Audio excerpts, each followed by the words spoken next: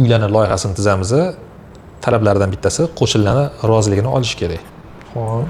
Lekin ba'zi holatlarda bir qavat uy qursa ham qo'shni roziligini bermaydi. Oldin ana installyatsiya qilib, o'sha xulosasi bilan o'tib ketardi. Hozir uni qabul qilishmayapti. Qo'shnidan rozilik olib keldi deyapti. Shu masala qanaqa yechim qilsa bo'ladi shu masala? Bu masalani o'zi o'rganib chiqqanmisiz hech?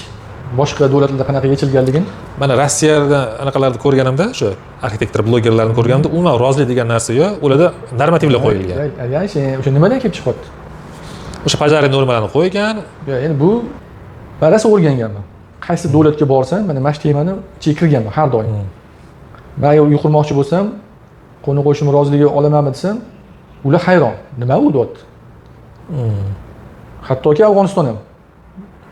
Afg'onistonda ham biz ko'p proyektlar qilganmiz-da. Boshqa davlatlar ham, Turkiya ham, boshqa, yana bu qayerga borsam, Yevropa davlatlari ham boshqa-da. Sen mana uy qurmoqchisan, xususiy turar joy binosi, ya'ni hovli. Qo'ni qo'shning rozilik olasanmi desam, nimaga deyapti? Nima u, nima rozilik olishim kerak deyapti. Mana qurilish qilayotganda sen rozimisan? Yo'q, men qonun bo'yicha quraman-ku deyapti. Ko'ryapsizmi? Siyosiy ong jihatidan ular nimaga to'xtalyapti-da? Shahar qurilishi degan bizda ham yo'nalish bor, to'g'rimi? Arxitektura me'morchilikda shahar qurilish bo'yicha me'morlar bor-da. Mana mashinani ichiga kirib o'ylanmaganligidan o'zi bu aslida bizda hozir holatda. Nimagaki siz o'zi uyingizni quryapsiz-da, lekin o'z navbatida qo'shningiz ham huquqi bor. Endi mana shu huquqlar roziliklar bilan yechiladimi yoki qonun bilan yechiladimi degan bu yuridik taraf ham bor-da, bu o'shaning uchun katta mavzu-da bu. Bizda ko'pchilik aralashmaydi, ko'rish bu narsa bo'yicha o'ylab ham ko'rmaydi, lekin aslida qonunchiligimizdan ko'rib chiqish kerak bizda.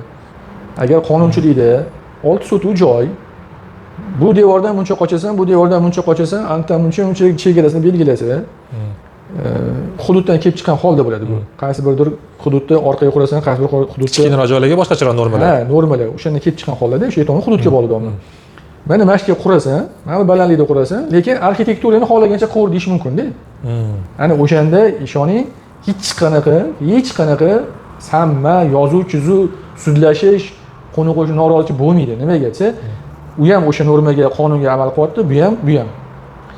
Bu yerdagi hozirgi holatda kontrol qilish kerak bo'lgan davlat tashkilotlari o'zini vazifasini xalqqa yuklatib qo'yapti-da.